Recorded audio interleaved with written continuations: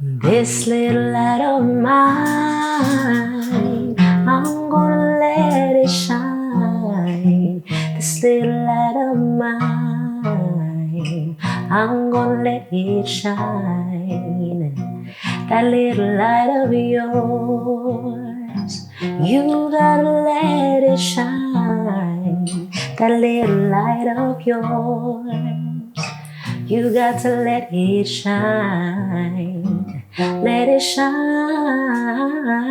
Let it shine. You got to let it shine. So tell us a little bit about yourself, maybe some highlights of your journey and how you became involved in public speaking and entertainment. Okay, so my name is Aria Zenwa. I'm a singer-songwriter, musician, and early childhood educator. And to give you a little bit about my journey, I guess I'll start with my home and how I grew up. So my mother was a person who sang all the time. She's always singing. My father was also a musician. He played guitar. And so in my home, I would hear music ranging from Elvis to Elton John to Led Zeppelin to Peter Tosh, Dennis Brown, Bob Marley. Like there was a pretty good mix of what I was listening to. And I think that kind of kept music in me. But what brought me to the entertainment and public speaking side of things was, I think it started with my dad bringing me to his rehearsals. I would sit in while he's, creating all this music.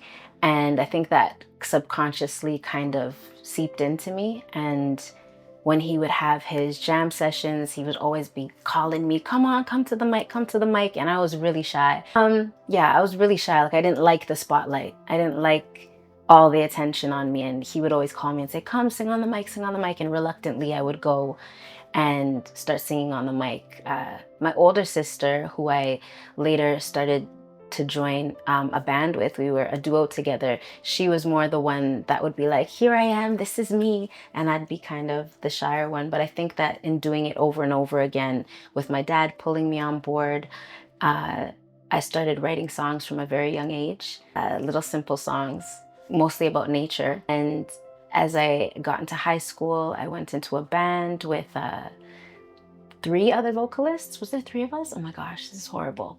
There was 4 of us in total, I believe.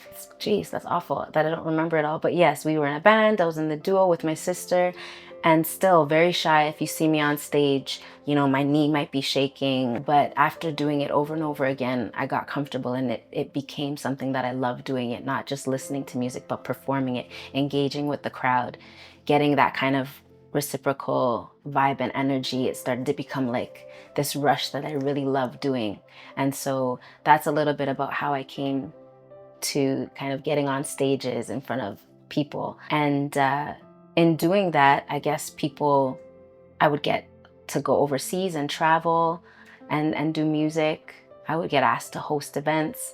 And so that's kind of like a quick synopsis of how I got to this portion. And it even led me to starting my own business, the Teeny Tinies, where now I do music for children and families.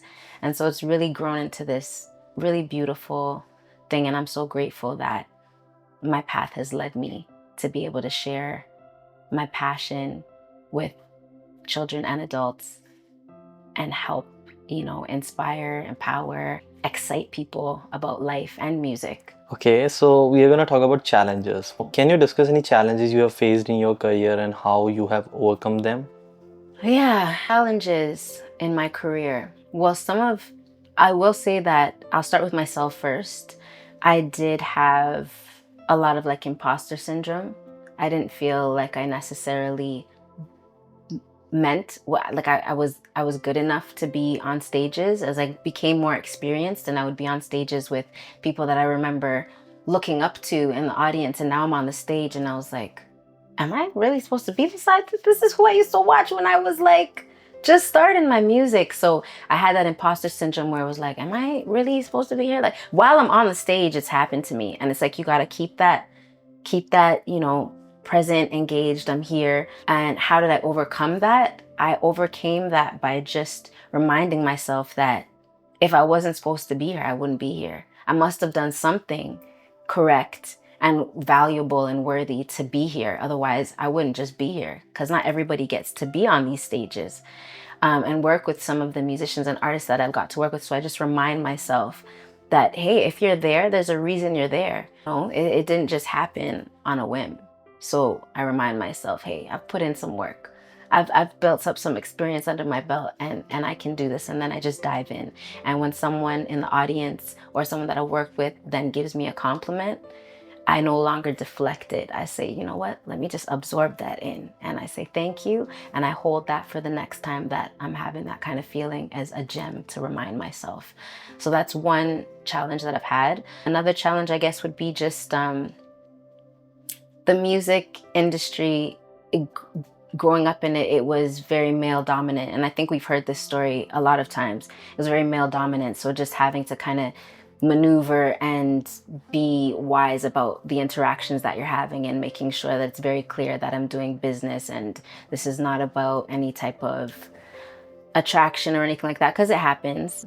I find it happened a lot in music. And while I've worked with some incredible male producers and videographers, etc., there have been occasions where it became difficult to kind of like draw that line and still be mindful that, hey, if I speak up, I don't want that to then ruin my opportunity to work here or to continue doing business. So you have to kind of like, I had to find the balance of, I need to say this because I want it to be clear that this is, I'm trying to do in my art here, but I also don't want to ruin the opportunity. Ultimately, I always chose to say, hey, this is what I'm here for. And if it doesn't work because of any external reasons, then, oh well. I'll be very honest, sometimes it still happens.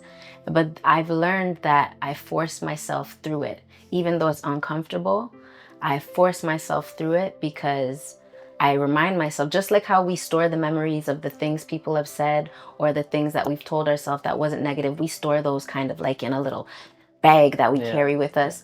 I remember to store the good gems too.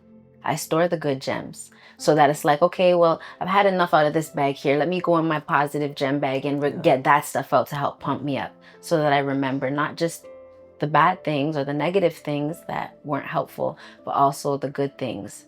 And that helps me significantly. That's actually And you have to force yourself, because sometimes you're like, I don't think so. And you're like, hey, go, do it. Yeah. Go.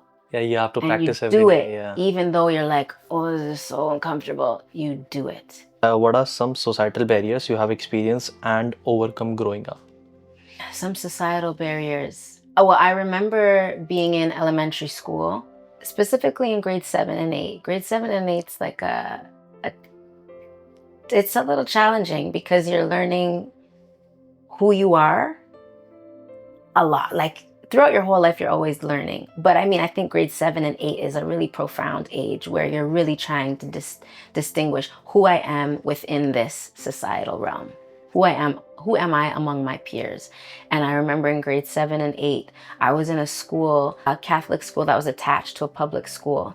And the public school was way more diverse in terms of who attended the school, lots of different cultural backgrounds. And the school that I was at wasn't diverse at all. So I remember dealing with, comments about my hair, or like how big and curly it is, or comments about, my skin, or like comments telling me go back to the public school, because remember, they're attached. In the play yard, sometimes some of the students would mix a little bit and they'd be like, you don't belong over here, go to the public side. I'm like, that's not my school. Like, this is my school. So it might not sound big, but like I said, grade 7 and 8 it was important in shaping who I am. So I remember I became a little bit self-conscious about something that's a big deal. Is I became self-conscious about my hair. I would always slick it back, gel it down, pin it up, wrap it in a bun. And that was me all the time. And it wasn't until grade 11, I think. Grade 11.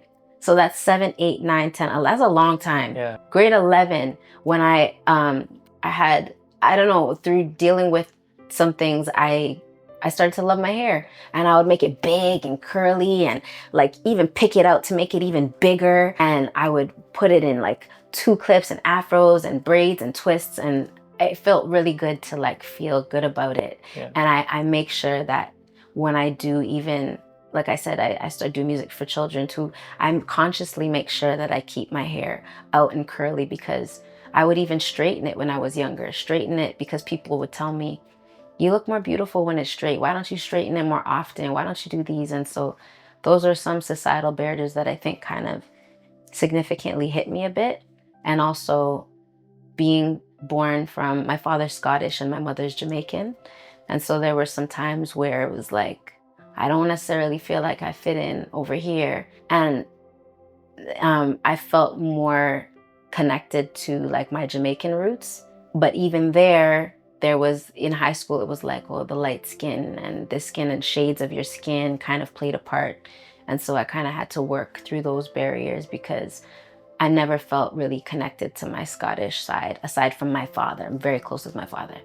But in terms of people, that was kind of like a fine line that I had to kind of swim through.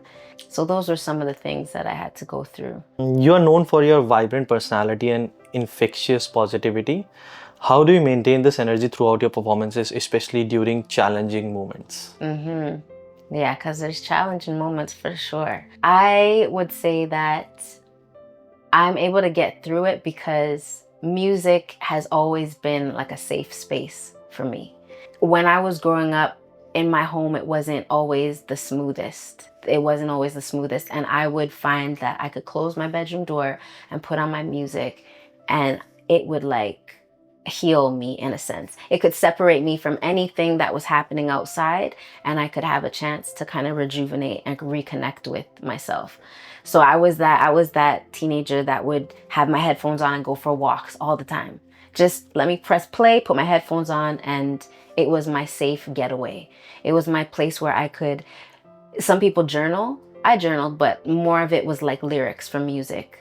And so I could not only just get it out raw and authentic without thinking about an audience. It was for me. I did it for me.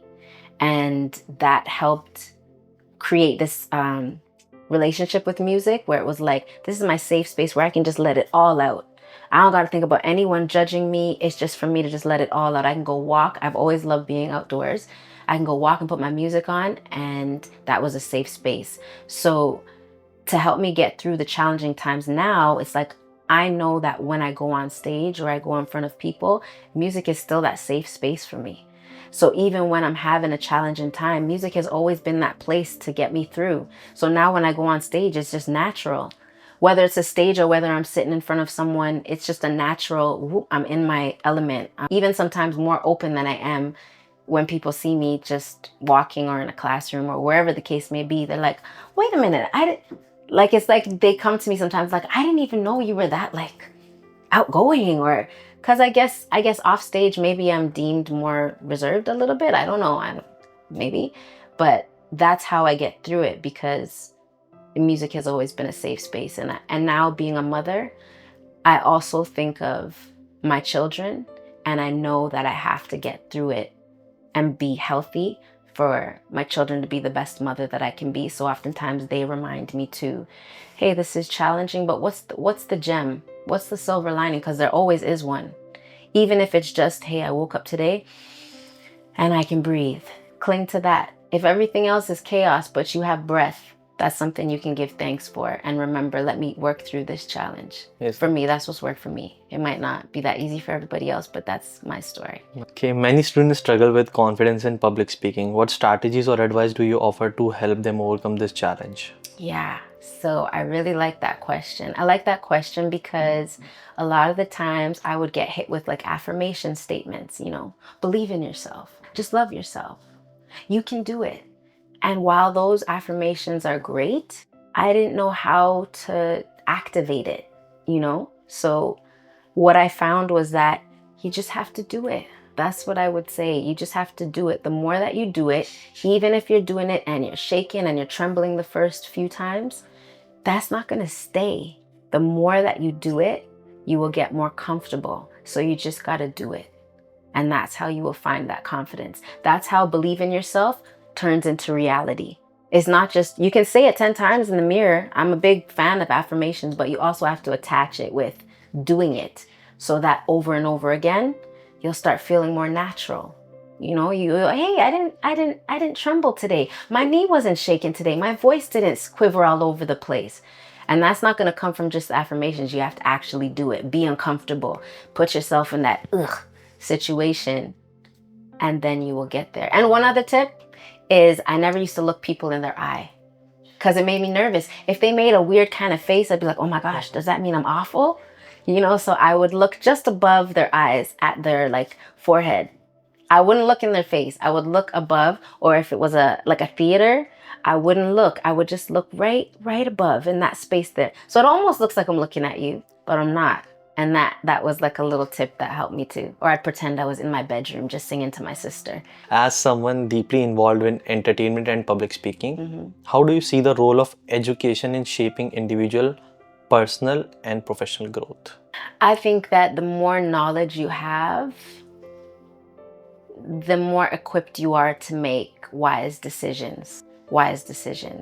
Because the more knowledge you have about different elements of life, other people's walks of life, it helps to broaden your horizon and your perspective of how you see the things around you and how you might want to maneuver through those situations. What are the skills that I've learned through having access to this knowledge that can help me make a more sound decision to make my steps forward? So I think that it's extremely important to be educated and to try to get as much knowledge as you can about yourself, about others, and about your surroundings, because I feel like ultimately it helps you make wiser decisions and will help give you tools to help get you where you want to go. So yeah. Okay, so is your experience, how does exposure to diverse perspectives and experiences in education contribute to a more enriched learning environment? I love the word enriched. It's enriched because I look at learning kind of like a bridge. So you need a bridge. So if I'm an educator, or if I'm sharing my public speaking, let's say, and the only way that I'm going to get through to you, in my mind, I look at it like a bridge, and I can learn from you and you can learn from me.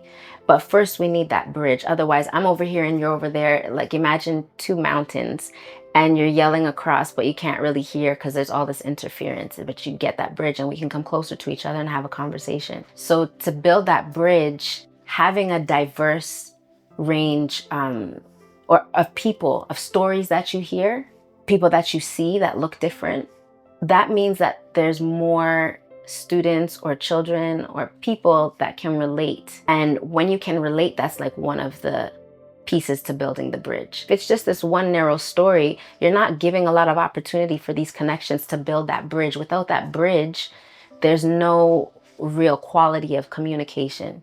It's like when I work with younger children, I was often told, lead with the child's interests. It's not you. Look and observe, what are they interested in, and then build on that to help build that bridge. And I think that that's important for all ages of life. So having that diversity with different stories, different people that look different, it's just really helping to build that bridge to make that connection so that the learning flows smoother. Addressing issues such as bullying and discrimination within educational environments can contribute to reducing instances of young or youth violence. What strategies do you recommend for creating inclusive and respectful school cultures? I think it kind of ties back to what we talked about earlier, and it's really just more awareness for the educators, the adults, but also the youth as well. So I think that if we're more aware of where people are coming from, what they're dealing with, hearing those diverse stories, I think that that's the first step. So just becoming more knowledgeable and aware of different walks of life, where people are coming from, what they're dealing with.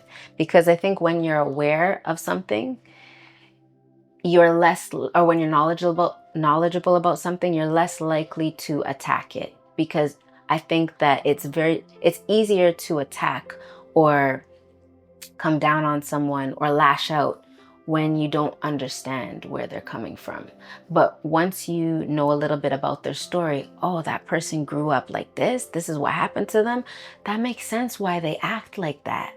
maybe you're not going to be so quick to lash out at them or get mad at them or punish them for their actions. It doesn't mean that their actions are acceptable, but the way that you deal with it will be different. So for example, a bully. Usually when you dig into the background of why a bully is a bully, there's usually some stuff, some reasons as to why they're like that, you know?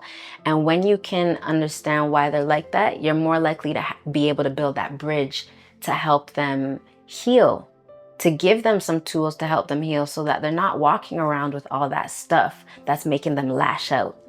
Wherever they feel there's lack might make them lash out. If you know what that is, you might be able to add some nutrients there.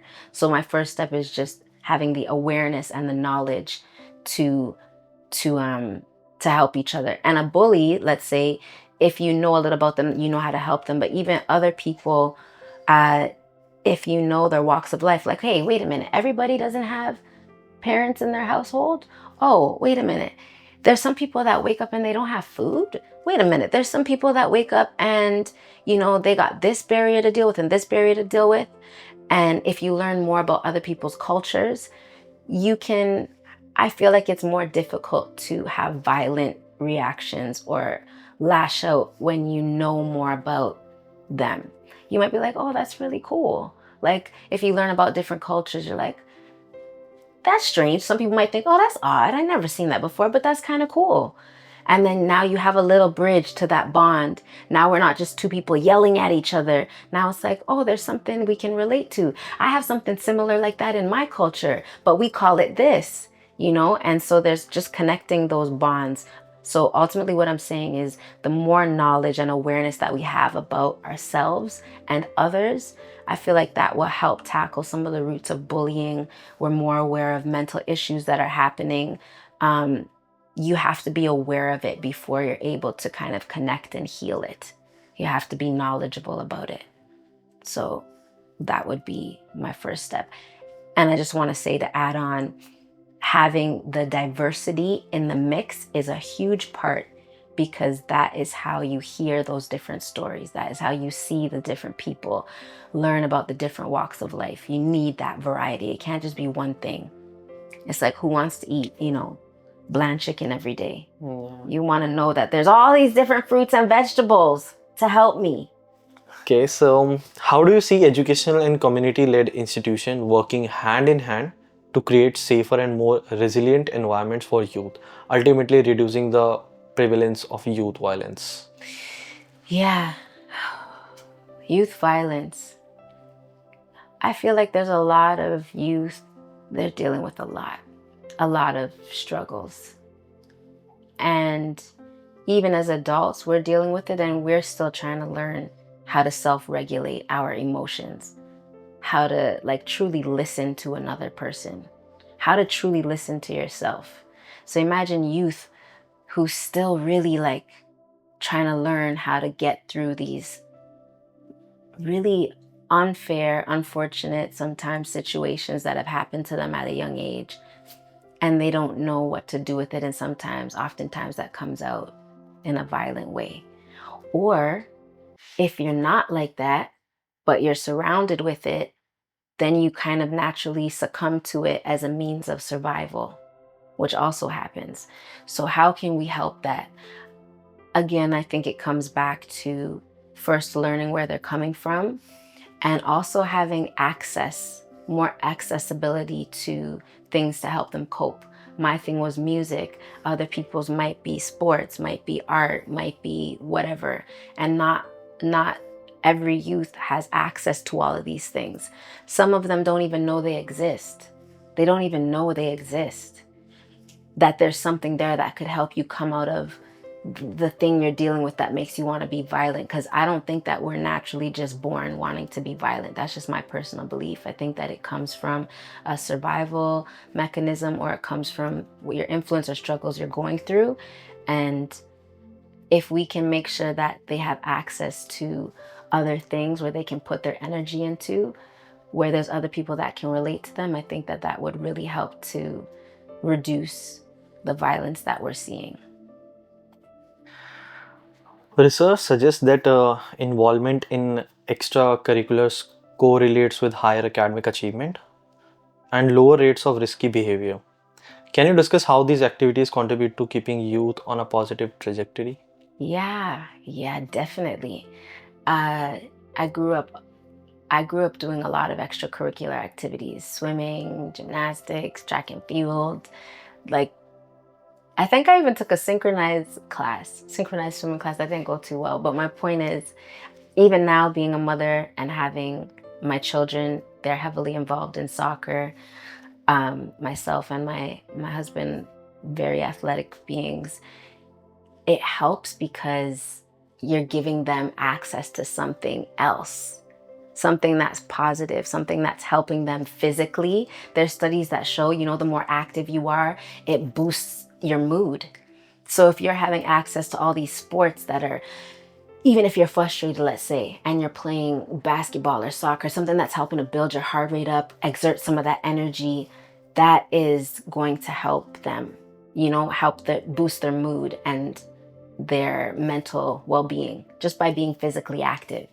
To be on a team, to know that you're supported by other people and your presence is valued because you're supporting them, boosts confidence, right? You're now not pouring your energy into doing something violent. You're getting that recognition for being on a team and contributing to your role. And I know for me growing up, I was in a lot of extracurricular activities, so I wasn't doing what my peers were doing, and they were doing things that now as a mother, I wouldn't want my child doing. You're smoking behind the portables, you're doing things with other, students, drinking, that kind of thing.